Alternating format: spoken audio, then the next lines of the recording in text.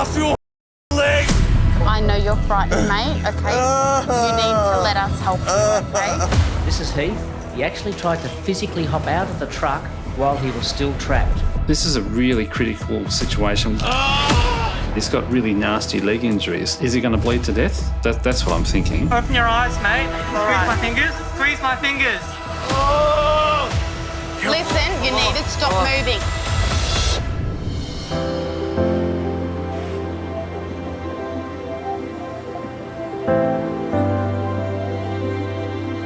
Royal receiving, go ahead.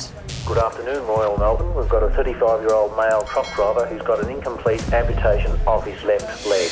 Director of Emergency, Dr. Mark Putland, is in charge of the flow of patients today. We're just checking how far away you are from here. What's your ETA? Yeah, traffic's pretty heavy, 25 to 30 minutes. So we have a young man who's crashed his truck. There's serious injuries to his lower limbs. We're clearly going to have a very confronting scene when he arrives. There'll be a lot of pain, but there'll be a lot of fear as well. Preparing for life-threatening injuries, Deputy Director of Emergency, Dr. Nicola Walsham, rounds up the troops. Trauma. All right, so we'll gather our team and then we'll do our briefing. 2 tourniquets ready to go. We've got a line train ready to go, yep. Yeah. There are people who arrive at hospital with really a few minutes to live or die, depending on what we do. All right, shall we check together? Yep. Okay, we've got an O positive. We want reasonably large number of things done very quickly, and in the first 5 to 10 minutes. Terrific. The critically injured tow truck driver has just survived a terrifying ordeal. The 39-year-old is in excruciating pain, with his leg almost sliced off. Hello. Hello. I'm Jane. Any immediate life threats? That's the cabin. It's gone through his legs there. It's eye-watering. Yeah. He's had a really prolonged period of entrapment in the truck because of the machinery being crushed around him. The injuries to his leg are clearly horrific. Hello, you from anaesthetics? Yeah, wonderful. If you can take over, that'd be great. Okay, so let's make this nice and smooth. He's clearly extremely distressed. The good thing that we're seeing is that he's awake and he's screaming in pain. Now, that's a terrible sounding thing to say, but it means that we know his brain is intact. This is Heath. Lives at home with his wife, independent with ADLs, no past medical history, no allergies. Heath's partner, Nicole, is rushing in to be with him. You're okay, mate. We're going to look after you, okay? I know you're in pain. Lots of people around you. It's okay. Everyone's here to look after you, okay? I know. On our arrival, complaining of extreme pain, he actually tried to physically hop out of the truck while he was still trapped. Oh, legs are We're just trying to cuff your leg! Heath, I know you're frightened, mate, okay? You need to let us help you, okay? Open your eyes, mate. Squeeze my fingers. Squeeze my fingers. Before they can even take a look at Heath's mangled legs, they need to get his pain under control. You need some stronger painkillers. Yes! Heath is extremely agitated. He's in a lot of pain. He's frightened. We just need to calm him down and gain some control over the situation. Listen, you need to stop moving.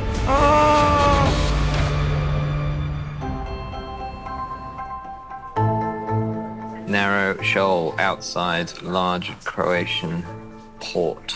Emergency doctor Andrew Trezise is a problem solver. Well, it is a cryptic one. I do like doing the crossword. Begins with an L. It can be a very challenging job, so to do something that's completely different is quite a nice little break. It's quite a satisfying thing when you get it right. Not that I get it right very often. It's a store. Thank you. Dr. Andrew's break is cut short by news of a critically injured patient coming in by air ambulance from country Victoria. G'day, Royal Melbourne. We've got a cyclist that's been involved in an accident with a motor vehicle. He's been struck by a moving van. My biggest concerns are going to be, is there a significant head injury? Broken ribs, punctured lungs, they're all basically life-threatening injuries that you can get from an impact like this. Neck injuries can actually be lethal. You can always jump on airway if we need to. Yeah, but, absolutely. hopefully we won't need to. Dr. Andrew is gathering his team as the chopper arrives, bringing in 53-year-old cyclist John.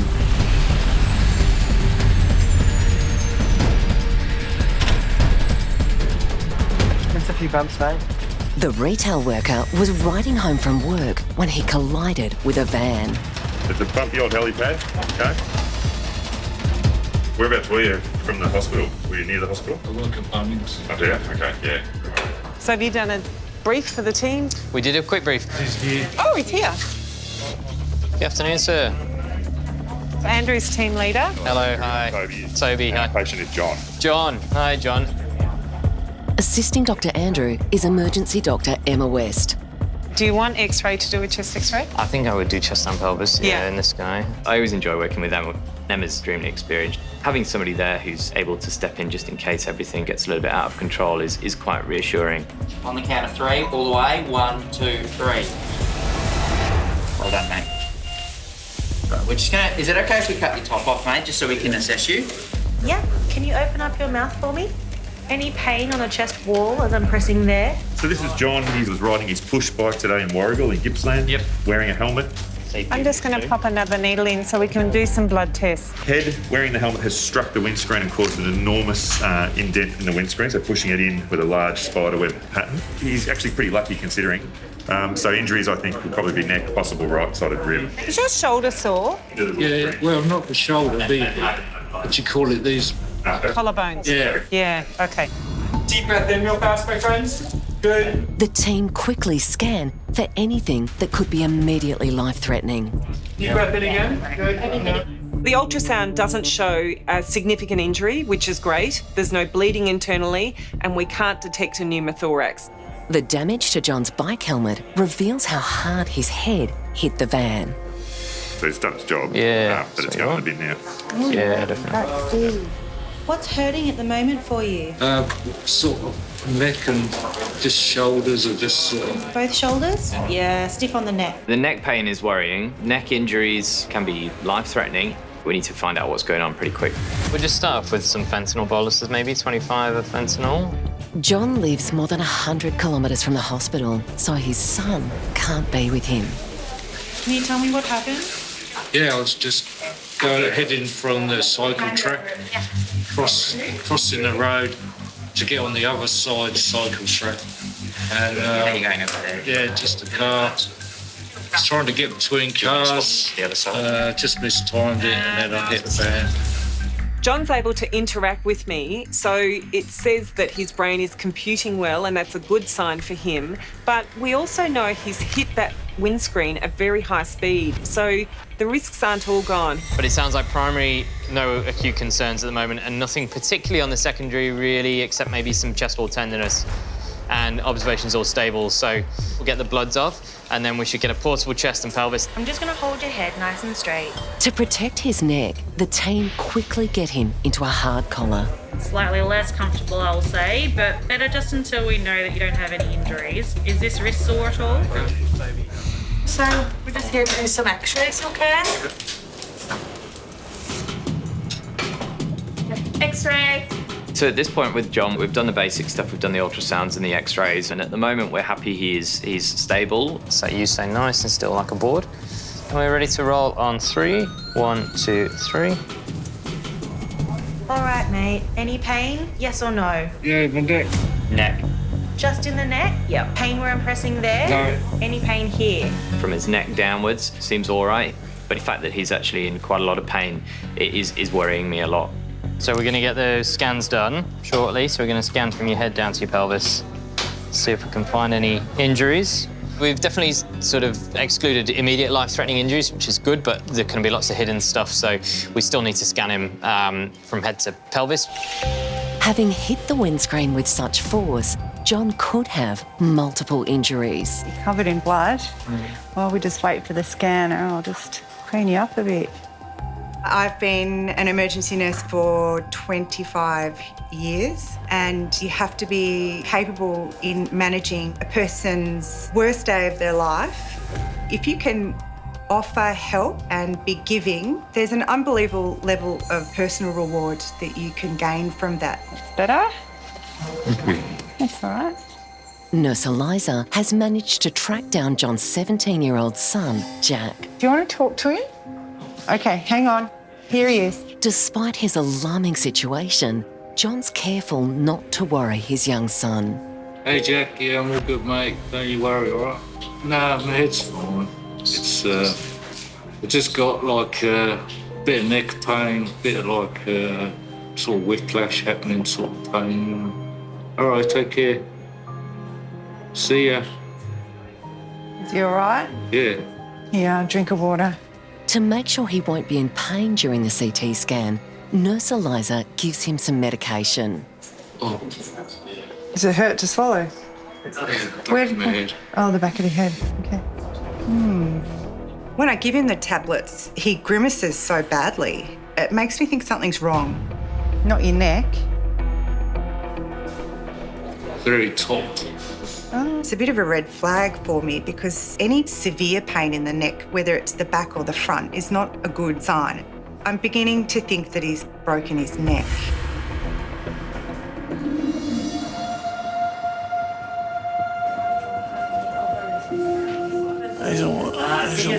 You can't have any water at the moment, bud, because you've been in an accident and we need to make sure you're okay. I'm drinking water. Dr. Nicola and the team are struggling to control 39-year-old Heath's pain after his leg was nearly severed in a crash. Okay, can I just need someone to hold his hand while I give a little bit of ketamine? Listen, we're trying to help you. Just keep still, okay? Just keep still, mate. Don't move. Please don't move. I know. You can because you have to, okay? So just breathe. He's had the strongest pain relief that we have available to us, which is ketamine. He is in insurmountable amounts of pain. It's really difficult. He's really scared. All right, so let's try and get his pain under control. With Heath still in agony, Dr. Nicola decide on another course of action. What do you think about intubating him? Well, I think for situational control, we might need to do it. Humanitarian reasons as well. Yeah. A bit more control. Yep. He's in a lot of pain at the moment, so sometimes it's just better to put him in what we call an induced coma and put him to sleep. Before they can put the breathing tube in, they need to make sure his lungs are okay. X-ray. We're good. We're good. With the all clear to intubate, Dr. Nicola calls on the experience of emergency doctor Jonathan Papson. How you going there, buddy? He's pretty ketaminised. So it's a really serious thing to intubate someone. It's not undertaken lightly. He won't feel anything, but he also won't breathe, won't protect his airway. And within 2 minutes of us giving him the drug, unless we get the breathing tube in, he could be dead as a result of the medicine we've just given him. But we need to do it for Heath. We're going to go for 70 of ketamine, 150 of brocuronium. We've got aramine in case we need it, but we'll also give blood. Ready? Okay, let's go. Let's do it. Drugs are going in. So that's 70 of ketamine. How's There you that? go. Lovely. You got the tube, Sarah? Yep. And fentanyl, thanks. He's intubated now. J-Pap, there's some fentanyl for you if you want some more. Thank you. Just 50 of fentanyl as well. So the tube's fogging, you've got end tidal. Just try and bring the blood pressure down a bit. Probably need some propofol to bring the blood pressure down. Propofol is here. Great. Got a good femoral pulse. Blood pressure's fine. Good job. Heath's partner Nicole is anxiously waiting to see him. They called me up and said, he's been in an accident. We don't know if he's all right. He's had leg trauma. So you don't know what's going on. You don't know if they're alive, if they're dead. Do you think we can let in the other teams now? With Heath now sedated, they can see if his mangled leg can be saved. From plastics team, hello, how are you? Vascular, come on in. We thought we'd open it all up together with all three teams. And do we have analgesics here and sedation running? Yeah, can I give you? All right, should we take this down? This one first? Yes, I'll leave that up for a second to have a look. It's a mess. He's got a mangled limb. If you picked up his leg, his foot may actually stay on the table. I think we need to get him through the scanner. He might have to go to theatre for this.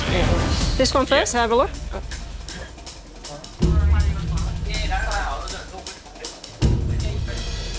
So this they described as penetrating from the bit of the cabin. What do we want to do with this? I guess, strictly speaking from a vascular point of view, probably need the CT. I'm going to slowly take the tourniquet down. We're just getting some packs ready. This is a tricky moment for the team.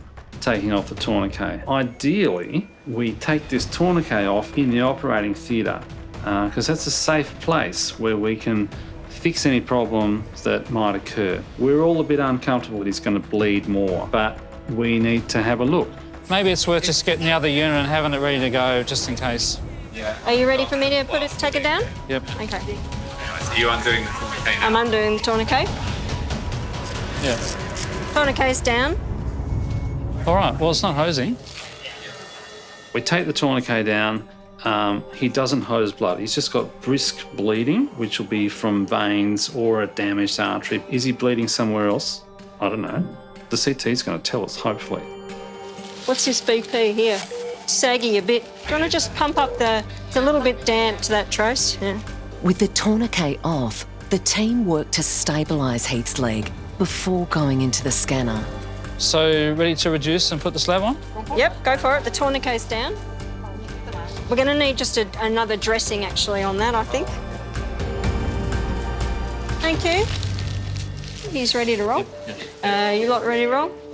Once we've got the yellow You bag, happy, we're Sarah? ready to go. Yep. Yeah, I'm happy. Yep. Gent. Yeah. Gent was the plan. Anything else we haven't done? Thank you very much. You better go, Dr. Walsham. I'm going to go. Thank I'm you. going to go and hand over. Yeah. Dr. Jonathan and the team prepared to take Heath to the scanner. We've got one more pack cell here. Okay. And we've ordered another one. Good. Let's face it, he's pretty unstable. I don't want him to bleed out in CT. So I've got the blood ready. It's a little bit risky going to CT, but CT is going to give us more information to help him. Let's roll to CT and we'll continue to transfuse on the way. So we've got the yellow bag, red bag, EDA, antibiotics, ADT, Ventilator? sedation, ventilator. And so having got all that, I thought we could go to CT.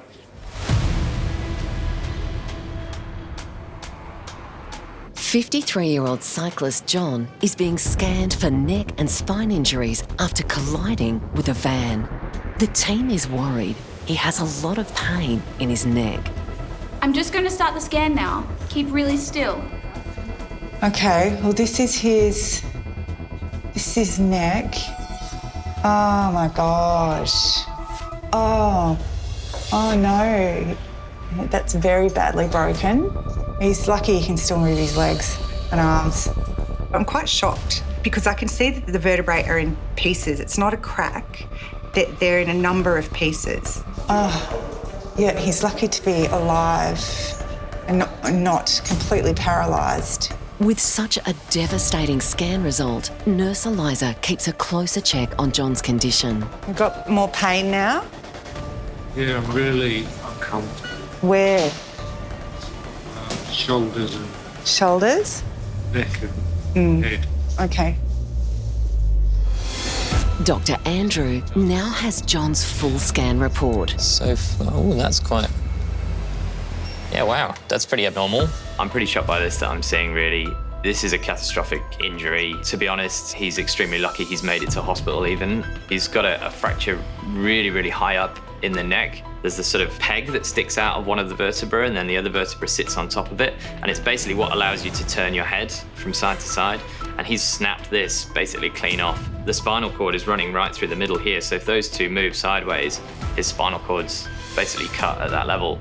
And that would be a lethal injury that would certainly result in John dying. So I'm gonna have to try and express that to him. To be honest, I'm not surprised you're hurting in your neck because we've just looked at the scans and there's actually a fracture in the neck. Yeah. Then the bone is broken. It is a very unstable fracture. You can actually die from that injury. Okay. And it will mean obviously staying in hospital. And that could be for some time. It's not the news you want to hear, but it's what it is. Still nothing to eat or drink for now. Okay, just in case they need to do any surgery tonight. It's tough to know whether he ever will get back to normal. These kind of injuries can be life-changing. At the very least, he's going to have chronic neck pain. He might have reduced movement in the neck. I think he's stable enough just to be able to go to a normal ward. From here, he's going to need lots of attention from orthopedics to look at his neck. He's going to need the trauma doctors to look at other injuries. They're going to need to sort out how they're going to fix all of these broken bones. All right, good man. I'll see you later.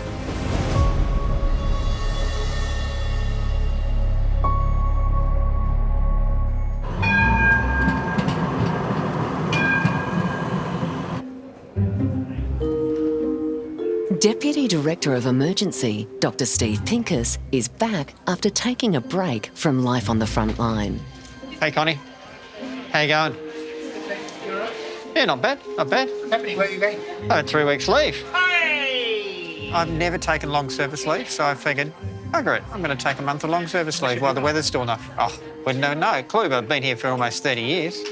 What keeps me working in emergency medicine after all this time is that I can see something every day that is different, interesting, exciting, and even sometimes surprising. 17-year-old Tian, or Tom as he's known, has dislocated his jaw and has been brought in by his worried mum Mei Ling and brother Morgan. So I just received a phone call from Tom's teacher. Basically, he yelled, and it's all of a sudden, he cannot close his mouth. Unable to speak, Tom's been talking by text. Oh, I feel a little worried, but everything will go fine. Oh my God, year 12, first day at school. Goodness. Very unusual. Emergency Registrar Dr. Michael Conboy arrives to help the teenager. Hello. Has this happened to you before? No, OK. We'll be getting the jaw back in shortly. Tom's jaw's been out for 5 hours. He's got a lot of swelling and a lot of pain. The longer it's out, the worse it gets, but it's quite a tricky procedure. There's very much a knack to it. It's not straight down, it's sort of that rotatory... Yeah, like kind of rotating around, yeah. And it's like levering. Cool. Dr. Michael hasn't had a lot of experience relocating jaws, so Dr. Steve will mentor him. I'll come there with you. How do you do it? So yawning. Yeah, that's usually how you do it. Yep. Side top jaw. There it is. Yeah, there we go. Unwrap it and then wrap it into a ribbon. Kind of like that. And then fold it in half and then wrap it around your thumb. Otherwise you end up with really sore thumbs from pushing on their teeth. Yeah. It's like any mechanical job. You learn by doing. I can show him, but I want Michael to do this himself. OK, my friend, spin yourself round and rest back. That's it. Cool, aren't you? All right, I'm just going to put my thumbs inside your mouth on your teeth. Might feel a bit weird. All right. You all right? So, thumbs on his back teeth, finger under the jaw, and it's sort of a twisting motion.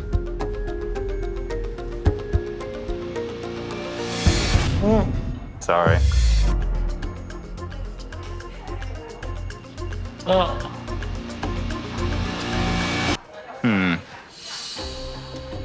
Dr. Michael can't get Tom's jaw back in. When Michael fails, I absolutely know how he's feeling. It's not easy. 39-year-old Heath is about to have a CT scan after suffering horrific injuries to his leg when his tow truck collided with a semi-trailer. The number's not good. Makes you wonder that he's bleeding. Dr. Jonathan and nurse Sarah are concerned whether or not Heath's stable enough to survive the 10 minutes the scan's going to take. Got a blood pressure of 85. Yeah. So your heart rate's going up, your blood pressure's going down. Keep pumping the blood in. Heath's incredibly unstable, primarily because of the blood that he's lost, but also we don't know what else is going on with him. In the pack that I'm carrying with me, I've got approximately 4 units of blood, and I have a feeling that we're going to need every single drop of it. So we'll keep the fentanyl running because that'll keep him comfortable. And we've got group and cross-matched blood coming. We've got blood coming, yep. Because it looks like we're going to need it. Yep. Yeah. I suspect he's bled a lot more pre-hospital than we thought. And I suspect he's oozing, and that's what this is. We're pumping blood in to restore Heath's blood pressure, but I've only got a limited supply. I know we've got more blood ordered on the way. I don't want to run out in CT. That'd be a disaster. So, Sarah, you're going to take the head? Yep. Yep. Do you want to maybe take the leg? Yeah. Yeah, and I'll take this leg. Have you got the oxygen there ready to connect? Yeah. All right, let's get across and get an answer.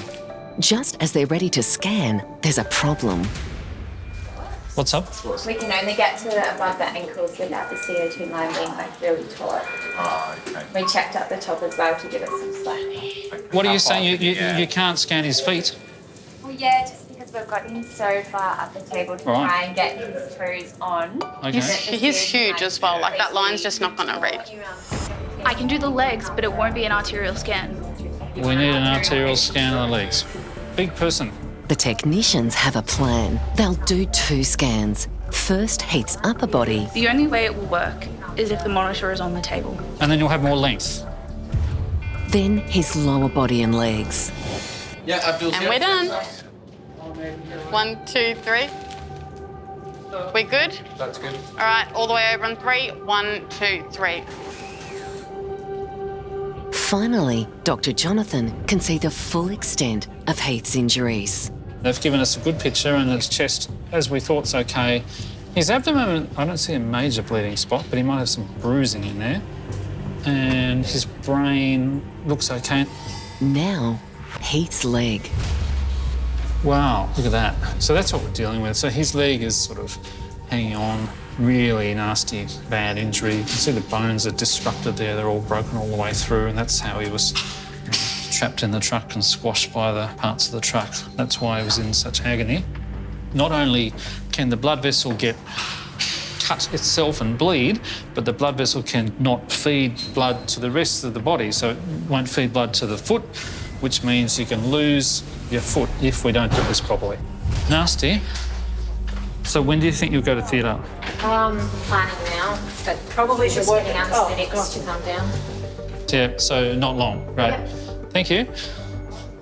So this is a really catastrophic injury. Lots of muscles and blood vessels and nerves have been damaged in his leg. Even despite having all the experts, the vascular surgeons, the plastic surgeons, he is still at risk of losing his leg. It's just such a nasty injury. He's by no way out of the woods. Heath's taken to theatre, where surgeons will try to save his leg. So that split-second moment when his tow truck hit that car has changed his life forever. 1 second changes everything. It's an awful thing to think about, but that's what we see every day.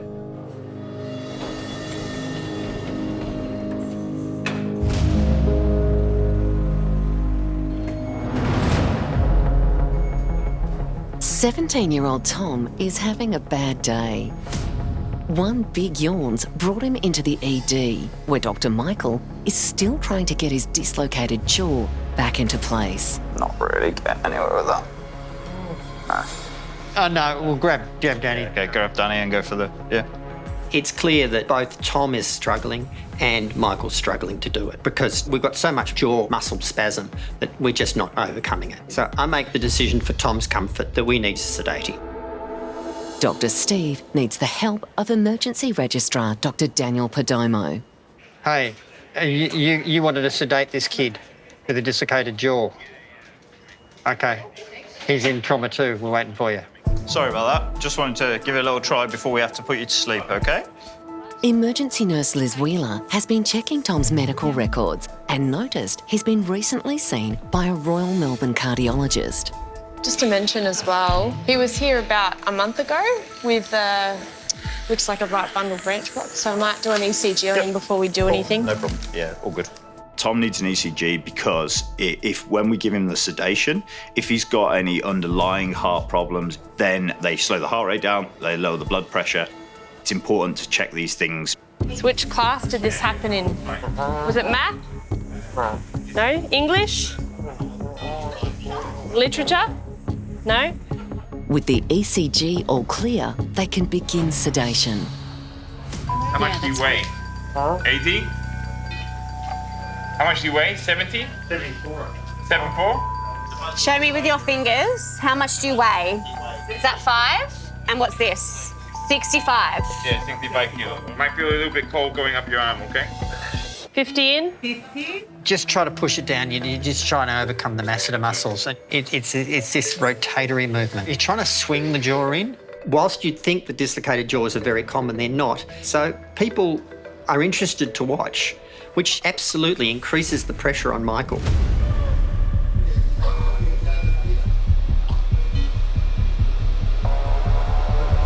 Felt like it went. Got it? Not really getting anywhere with that. No. I'm really putting a lot of force through his jaw. I'm trying to essentially move his bones. I'm pretty nervous at this point with all the people looking on and the fact that I've tried already and it hasn't quite worked. Dr. Michael makes another attempt. Felt like it went. There. Yeah, there we go. This time, success. Just check his teeth line up. Yeah. But that's the giveaway. That's okay. You're okay, You're darling. okay, You're don't worry. okay. You're okay. That's it. Well done. I realise it's work when the jaw it's really a clonk. It's a big movement. How's your jaw feeling? Not too bad.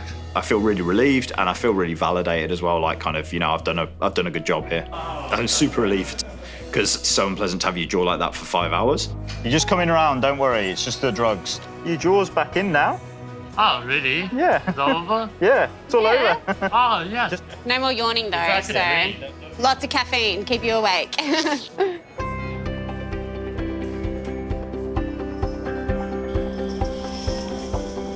How bad is your pain right now? I rated 0 out of 0. 0 out of 0. So you've got no pain at all in your jaw? Thank you, I did not even realize. That's wonderful. My advice to Tom, maybe try and yawn with your mouth closed in the future.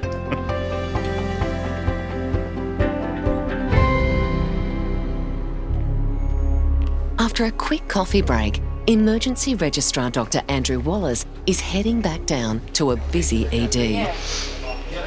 Hello. Anything coming in? There'll be a him soon. Yeah. Girl who's fallen from the hospital. Do you know what trauma bay they'll be in? His next patient is coming in by chopper from rural Victoria. She's had a big fall off a horse and she's been in so much pain she's not been able to get up off the ground. This girl could be paralysed. I've only been forced to go on a horse once. That was a fairly frightening experience. Oh, I know what happens when people get on horses. Absolutely not. When I was little, I raised to beg my mum and dad for a horse. But I think since working in emergency and just seeing how much damage horses can potentially do has really put me off. Air ambulance touches down with 22-year-old Molly, who's suffering extreme pain after being thrown from a horse. Oh, here they are. Okay, so collar and pelvis is bound. The law student and champion rider was training with her horse when she fell. 1, 2, 3. So this is 22-year-old Molly. So she was riding a horse. We'd gone over a small jump and then the horse's butt. And she said that she was going at sort of cantering/galloping pace and she's fallen onto a dirt track. She has hit her head. The helmet was essentially undamaged. She had immediate pain to her hip and she remained lying supine on the ground until the ambulance arrived. Molly's boyfriend Patrick was filming when the horse threw her. It all happened really fast. Kind of just jumped the fence and ran in to see if she was all right, and yeah, she was not okay. In a lot of pain, just on her back, on the ground. One leg was kind of up in the air, the other one off to the side, and yeah, couldn't really straighten them out too much just because it hurt so much. So it's just trying to get her as comfortable as possible. You held it. Open your eyes to me. Follow my finger. Can I help the vision doing that? Molly's been riding since she could walk, so she knows the joys of the sport and the risks. She's fallen quite hard, quite fast onto probably really tough ground. We know that significant injury to the spine can cause severe pain, and also her pelvis. Pelvic injuries can be life-changing. Good afternoon. Could I get a mobile pelvic and chest x-ray, please? How's the pain? Pretty bad. Yeah. The passionate rider's been hospitalised 4 times with injuries from the sport, and every time, pain management has been a problem. Molly's quite sensitive. I think previously morphine and fentanyl's caused you a lot of nausea, is that right? Yeah. Yeah, and just lots of vomiting? Yeah. Yeah. Then I'd rather just deal with the pain than have it. Yeah, sure. To look for any of those major fractures that could be causing her pain, we want to take x-rays of her chest and her pelvis. That's right, her pelvis. X-rays. Everyone who's not in lead, get out. All right, Molly, deep breath in. Relax, breathe out. Looking at the x-rays, I can't see any major fractures, which provides me some reassurance, but not enough that we can't get away without doing a CT scan of her back. So we're going for CTs. Okay, easy. Thank you. Molly needs a hard collar to protect her neck in case she has spinal injuries. How's that feel, lovely? Can you do a big swallow for us? Too restricted? Feels okay? Dr. Andrew has found a possible alternative to relieve Molly's pain. Have you ever had endone before? Yeah. Was that okay, or did you get the same nausea and vomiting? And that was okay. That was okay. Okay, maybe we can give you some endone actually. Like it's same but different to fentanyl, but if you've had it before, then I think that'd be a good idea. They need the pain medication to kick in before she can go to the scanner. Hi there, Molly. How you going? You're sore. Yeah. Yeah, like immense pain in my pelvis, which is the same spot where this same horse has kicked in the past. Her horse, called Mr. Positive, is a powerful ex-racer she rides whenever she can. I mean, I still love my horse. It doesn't matter what he does to me, I'm still gonna love him. If you had to give your pain a score out of 10 at the moment, what do you think it'd be? 10. A 10. All right, no worries. I might try and get you something a bit stronger than the endone as well, okay? Yeah. I ask Molly what her pain score is out of 10, and Molly tells me that her pain is a 10, which is concerning because nobody should ever feel like they're in 10 out of 10 pain. Did you want water or just nah? Oh, goodness, you're a trooper. On the count of 3, we're rolling all the way across. 1, 2, 3. She could have sustained a big injury that we can't see with the x-rays. We've got to find out if there's any spinal cord injuries. Until we've got those reassuring CT images, I won't be completely relaxed about it. With her mum still on the way from the country, it's an anxious time for Molly, waiting to find out if she'll ever ride again. Mum should Nellie be here? I think so. Hopefully, yeah. Everything feels better when Mum's here, isn't it? At this moment, with how overwhelmed Molly's feeling, she must just want her mum. Even at 26, when I'm feeling unwell, all I want is my mum. Alrighty, you've got your buzzer, so you'll sing out if you need us. Thank you. No worries. Finally, Dr. Andrew can see what injuries Molly has. The neck looks good. Let's look at your chest. That all looks good. Hello. Good news, scans looking at your head and your neck or back, they're normal. Just so want to see how you feel. I'm going to take the collar off. Yes, you can go to the toilet. How does that feel? Just move slightly left and right. That's fine. Cool. Just lift your head up off the bed very gently. Okay. I'm reassured that there's no major injuries and that we've got our pain under control. My suspicion is Molly may have sustained a form of neopraxia, a temporary injury to the nerve. It's very painful, especially at the very start, but it will improve with time. Molly can now leave the ED and go to a ward for observation. With that sort of fall from the horse, Molly's incredibly lucky, and hopefully, excusing the pun, she can get right back up on the horse.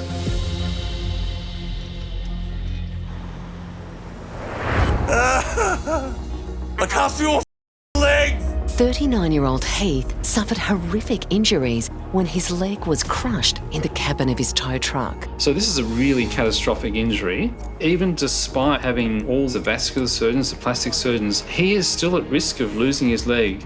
Even as he was being wheeled into surgery, there was no guarantee doctors would not have to amputate.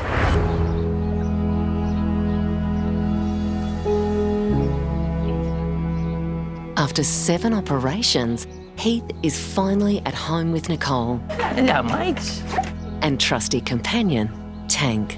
Park it, thank you, good boy. I was pretty drugged up, so I don't think it really hit me straight away. Like, I didn't think it was that bad until the surgeons and that come around and said, like, it would have been easier for him to cut my foot off because it was just sort of hanging there. Then I sort of realised how bad it was. Heath may need more surgeries and faces a long rehabilitation, but is determined to get back to work. And I think it's supposed to go on the other side of that.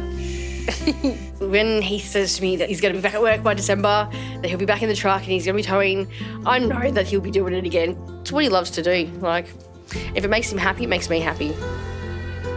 Oh, I'm probably doing the wrong thing. I'm grateful for everything the Royal Melbourne's done for me. I'm glad that they went above and beyond to keep it. Yeah, they've done a good job. Amazing job. 22-year-old law student and champion rider Molly was in excruciating 10 out of 10 pain after being thrown off her horse. I mean, I still love my horse. It doesn't matter what he does to me, I'm still gonna love him. Dr. Andrew was concerned her pain could be a sign of spinal injury. Until we've got those reassuring CT images, I won't be completely relaxed about it. After a night in hospital, Molly was given the all clear to go home. Following doctor's orders not to ride for 2 months, Molly was back in the saddle exactly 8 weeks and 1 day later. 17-year-old Tian yawned on his first day back at school and dislocated his jaw. Has this happened to you before? No, okay. Tian needed sedation. Dr. Michael was finally able to get it back into place. Your jaw's back in now? Oh, really? Yeah. It's over? Yeah, it's all over. Oh, yeah. He was soon back to school and will certainly be more careful when he yawns in future. 53-year-old John had an accident cycling home from work. All right, mate. Any pain? Yeah, my neck. CT scans revealed a terrifying break in his neck. He's lucky to be alive and not completely paralysed. The retail worker didn't need surgery, but wore a neck brace for 4 weeks. $20 at Aldi, best buy I've ever made, I reckon.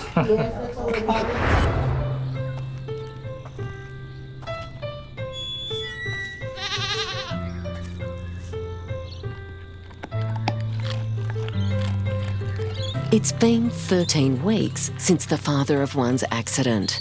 It's not a day goes past that I don't think, I just think, so lucky. And I'm just going to do what I can to get myself right. You just want to get on the bike. You just want to get even back to work. I was looking forward to snowboarding this winter and I'm like, okay, I'm not going to do that this year. So I'll aim next year.